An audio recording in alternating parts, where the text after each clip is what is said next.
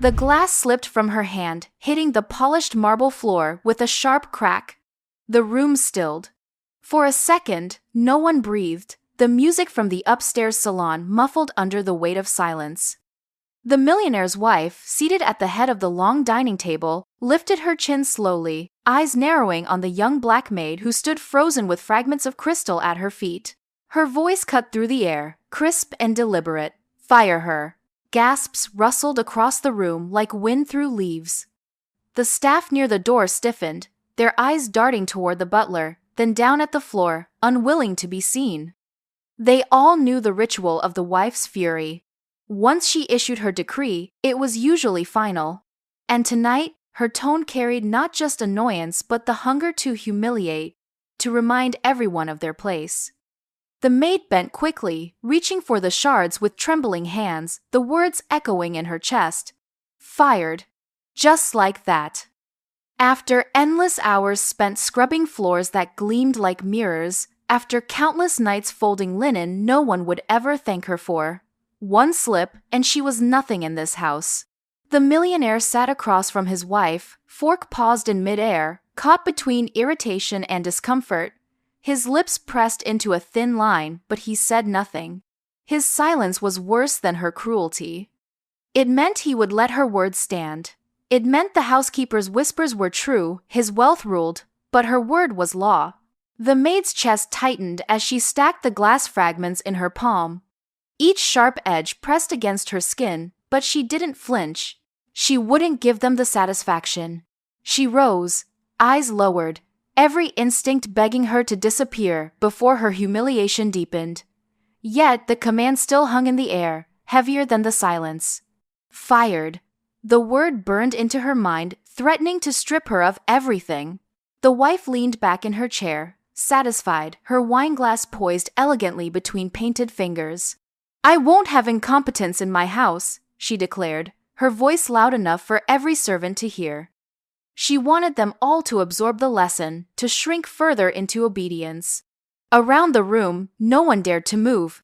The butler kept his gaze fixed on the floor. A maid carrying a tray froze mid-step. Even the pianist upstairs faltered for a beat, his notes drifting unevenly. The young black maid swallowed hard, her breath shaky but controlled. She thought of her mother's rent due next week, of her little brother's school shoes with soles thinning. She couldn't afford to lose this job, not like this, not because of broken glass. Yet she also couldn't beg. Pride rooted her feet to the marble floor. If this was the end, she would walk out with dignity, not on her knees. The wife smirked, expecting compliance, expecting the girl to slink away. But what she didn't expect was the flicker of movement at the far end of the table. The millionaire's son, usually quiet, often overlooked in his own family, pushed back his chair with a deliberate scrape.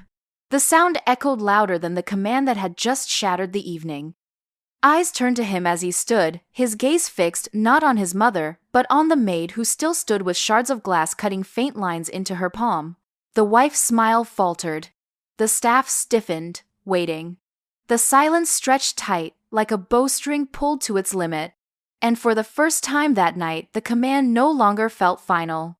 It felt like the beginning of something no one in that house expected. The scrape of his chair still echoed in the grand dining hall when he stood, a sound so rare it drew more attention than his mother's command. The young man had always been present yet absent, a shadow in the corners of his family's power. He was the son of wealth, groomed to inherit an empire, but quiet enough to be overlooked by both guests and staff. Tonight, however, his silence carried a different weight. He had watched the scene unfold, each detail carving itself into his conscience. The crash of glass, the sharp words from his mother's lips, the stillness of the staff too afraid to breathe. His gaze lingered on the maid, her hands trembling as she clutched the broken shards, yet her back straightened with a dignity no one could strip away. He remembered fleeting moments, her gentle patience with the youngest footman who often made mistakes, the way she once patched the gardener's torn sleeve without being asked, the soft humming he had heard late at night when she cleaned the halls. These were not the acts of incompetence. These were the acts of someone holding a house together while being treated as invisible. The son's chest tightened with something unfamiliar, an ache he couldn't dismiss. He saw his mother, perfectly composed in her jeweled gown, delivering cruelty like it was nothing more than dessert after dinner. He saw his father, silent as always, letting the storm rage rather than risk his wife's displeasure. And he saw the maid, caught in the storm yet refusing to bow her head in shame. For the first time, the veil of privilege he had grown up under felt suffocating. He could not unsee the sharp contrast between their glittering world and her fragile yet unbroken pride. The staff along the walls stole glances at him now. They were used to his silence, used to him drifting through rooms like smoke. But tonight, his posture had changed. He was no longer shrinking into the background. His hands were clenched at his sides, and his jaw was set. He felt the burn of injustice in a way he had never allowed himself to feel before. His mother's voice still rang in his ears, the words "fire her" curling like poison in the air. Yet all he could think of was how easily that sentence erased a life.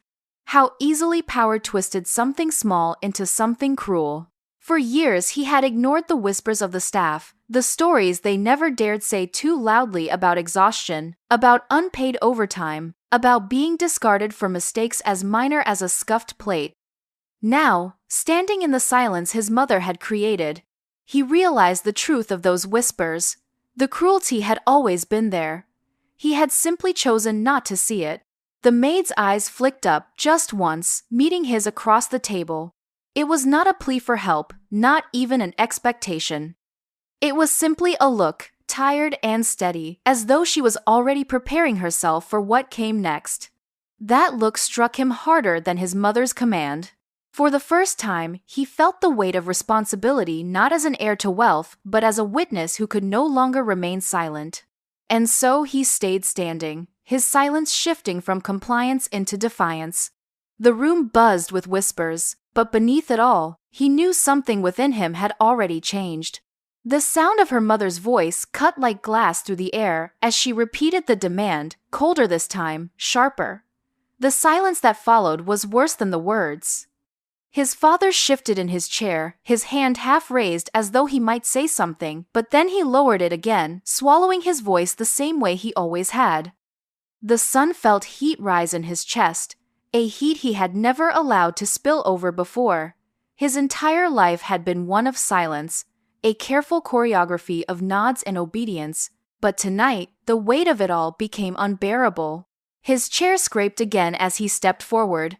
The sound startled everyone, snapping them out of the suffocating stillness. All eyes turned to him, expecting perhaps a muttered agreement, a word to soothe his mother, an act of loyalty. Instead, his voice broke through, steady and clear, sharper than the edge of a blade. "She has worked harder than anyone in this room," he said, his gaze fixed on his mother. "You can't fire her for this." The words fell heavy. Heavier than the crash of the glass that had started it all. The staff standing in the doorway gasped quietly, hands darting to cover mouths. No one had ever heard him contradict his mother. Not like this, not publicly. The air seemed to tighten, drawn taut as a bowstring. His mother's eyes narrowed, glittering with fury, but he pressed on before she could cut him down. "Every day she carries this house. I've seen it. I've seen her stay later, work harder, clean up after mistakes that weren't even hers. She is loyal, she is dignified. She deserves respect, not humiliation." His father's lips parted as if to silence him, but the son did not waver. His voice only grew stronger, his words laced with conviction that even he did not know he carried. The maid stood frozen near the corner of the room, her eyes wide with shock. She had prepared herself for condemnation, for the weight of blame she had grown used to shouldering, but never this. Never a defense spoken in her favor, especially not from someone with his power. She clutched her apron tighter, her heart pounding. The staff exchanged looks, their usual masks of indifference cracking. They had endured years of whispers, rules, and fear, but in that moment, they saw something shift. The son's words carried a truth they all recognized, a truth they had long buried to survive in silence. The millionaire's wife rose from her seat, her gown shimmering as she moved, her voice cold as ice. "You dare defy me for her?" she hissed, the word "her" carrying all the disdain she felt for the maid. But the son didn't flinch. For the first time, he met her glare with steady eyes, unshaken. The tension stretched. The entire room caught in the collision of power and defiance. His father's hand trembled on the armrest. The staff whispered. The maid's breath quickened, but no one dared to move. In that charged silence, the son had done what no one else had. He broke the spell of fear. He had given the maid a shield no one expected. And in doing so, he altered the balance of the house forever. The moment the son's words still hung in the air, the wife struck back with the sharpness of a blade. Her voice, once wrapped in the velvet of social graces, tore through the room like a storm. She accused him of weakness, of betrayal, of choosing a servant over his own blood. The words dripped with contempt, each one meant to wound, to drag him back into submission. For years she had commanded the household with her iron will, unchallenged. To be defied now, and in front of the staff, was unthinkable. But the young man did not shrink. He stood taller, his shoulders squared, his gaze locked on hers without fear. His calm unsettled her more than shouting ever could. For every accusation she hurled, he met it with silence and resolve. He refused to let the maid, standing small and trembling near the wall, carry the weight of shame that was not hers to bear. His defiance was not loud, but it was unbreakable, and that alone shook the walls of the mansion. The millionaire shifted uncomfortably in his chair, caught in the widening gulf between his wife's fury and his son's quiet rebellion. For decades, he had let her voice rule, choosing peace over conflict, letting her dictates shape the household. But now, faced with the boy's resolve, his own authority seemed to hang in the balance. The room was a battlefield, and he, the figure of wealth and power, looked smaller than ever. The staff lingered at the doorway, whispering, their eyes darting between mother and son. They had never seen anyone stand up to her, and certainly not him. The maid's chest rose and fell quickly, her heart pounding in her throat. She wanted to speak, to insist again that she had done nothing wrong, but something in the boy's stance told her she didn't need to. He was carrying the words she could not. The wife's voice rose higher, nearly shrill now, pointing at the maid with venom. She is nothing, she spat, and you disgrace this family by defending her. The words sent a chill through the room, but the son's reply landed heavier than her anger. She is not nothing. She is more loyal and more human than the cruelty you parade as strength. Gasps rippled through the staff, and even the millionaire's face paled. The clash of authority was no longer just about the maid, it was about what kind of house this truly was, and what kind of man the son was becoming. The air seemed to hold its breath as father and mother turned their eyes on him, both realizing that his defiance had changed the balance of power forever. The tension broke, not with shouting, but with a weary sigh. The millionaire, caught between the fire in his wife's voice and the unwavering resolve in his son's, finally lifted his hand and said no. His voice was steady, almost tired, but it cut through the charged air with finality. The maid would not be fired. For a moment, the entire household froze, the decision hanging in the silence like a bell that had just been struck. The wife's face hardened, her fury spilling over. She spat words about betrayal, about weakness, about a house where her voice no longer carried weight. Her heels clattered against the marble floor as she stormed from the room, her anger trailing like smoke behind her.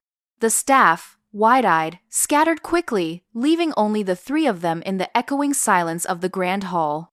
The son stood firm, though his chest rose and fell with the force of everything he had just risked. The maid's hands trembled against her apron, the weight of what had almost happened pressing against her like a shadow. She had been a breath away from losing her place, her livelihood, her fragile footing in a world that had little mercy for women like her. Instead, she remained not because she begged or pleaded, but because someone had finally seen her worth.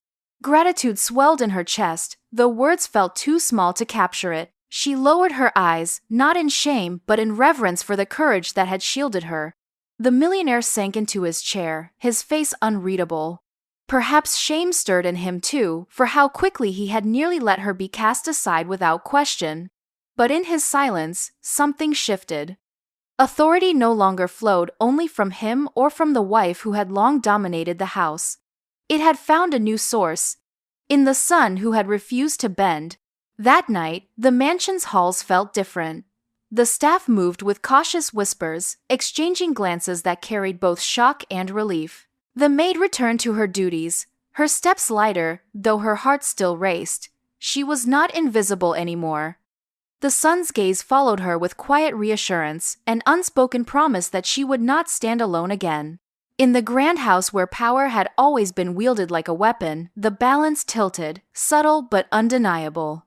The maid was still a servant, still bound by the limits of her station. But something deeper had changed. She was no longer a shadow to be dismissed at a whim. She was the one the daughter trusted, the one the son defended, and the one whose presence now carried weight in the house. And for the first time in years, as she folded sheets and polished silver, she felt not just the burden of service, but the quiet dignity of being seen. If you made it this far, thank you for watching. Stories like this remind us that sometimes the smallest actions change everything. Let us know in the comments where in the world you're watching from. We love hearing your city, your country, your corner of the world. Don't forget to like, share, and subscribe for more powerful, unexpected tales. Until next time, stay bold, stay curious, and keep watching.